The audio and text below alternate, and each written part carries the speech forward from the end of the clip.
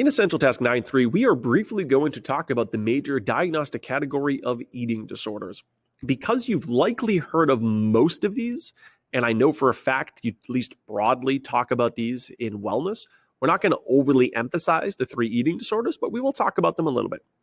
We'll talk about anorexia, bulimia, and binge eating disorder. This Essential Task is literally only one box. It just has the 3 disorders defined side by side, so it'll be very quick for us to talk about.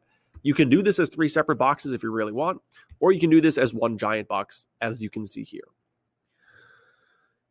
The first eating disorder is called anorexia nervosa, and I would attach that nervosa element to it. I know typically culturally we just say anorexia, but you will actually see it entirely spelled out on the AP exam, so it should be something you're familiar with.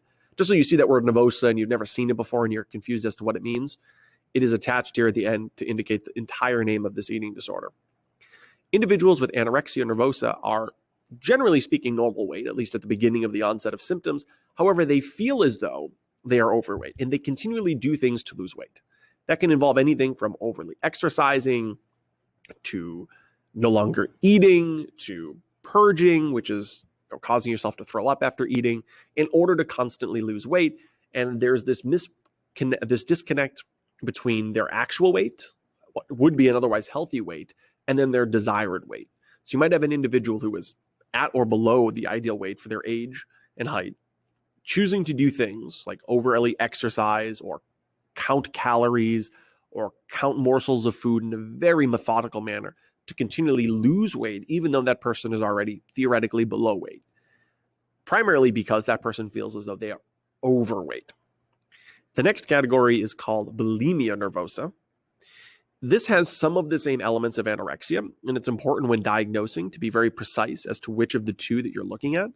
With bulimia, you're going to have examples of the individual overeating, borderline binge eating.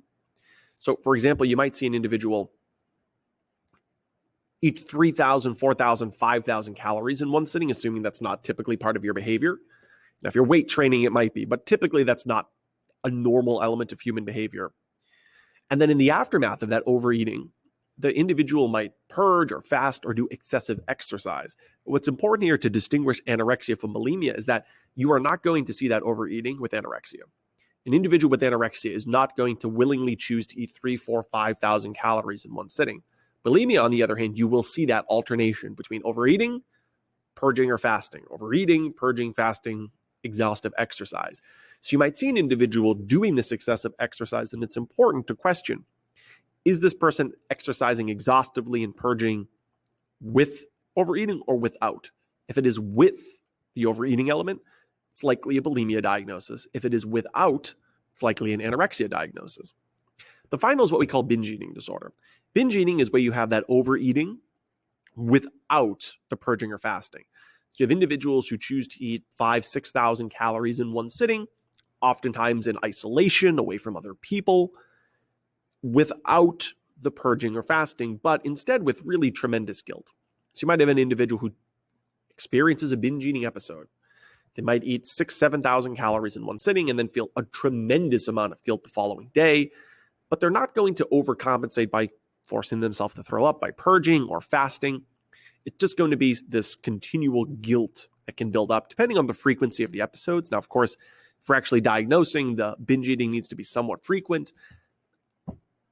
I don't want to excuse any examples of overeating, but if once in a blue moon you celebrate your birthday and you have probably an extra 2 pieces of cake that you shouldn't, that in and of itself wouldn't classify as binge eating disorder. Now, if it becomes a routine element of your behavior where you're frequently finding yourself eating these high caloric meals, I'm talking about 3, 4, 5, 6,000 calories, well beyond a daily intake. You're doing it in manners that are secretive and it's a persistent element of your behavior. Well, yeah, that's a little bit of a different story. That would be similar to what we'd be looking for with binge eating disorder.